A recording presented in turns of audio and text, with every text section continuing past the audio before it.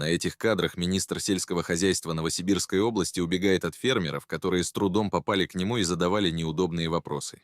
Марта пришли ко мне в деревню, в село Новокучево. Вы что прячетесь? Вы приезжали. Я Панина. Андрей Викторович, Я Панина. Андрей Викторович, ответьте на вопросы. Вы куда пошли-то? На каком основании вы лишили меня хозяйства? На каком основании? Министр сельского хозяйства убегает. Министерство Вы честный, Новосибирской порядочный. области. Что вы убегаете? Что вы прячетесь? 9 марта вы не прятались, а сейчас вы убегаете бессовестно. Нарушили закон. Вы что думаете, я это так оставлю?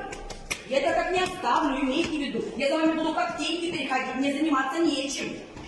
Я голодная буду через месяц, за свет мне нечем будет заплатить. Что вы убегаете-то? В туалет еще спрячетесь от нас, от граждан. Вот министр сельского хозяйства Новосибирской области Андрей Шенделов просто убегает А теперь убегаете. от Светланы Паниной. Молодцы. Может, еще в гонке начнем заниматься с вами.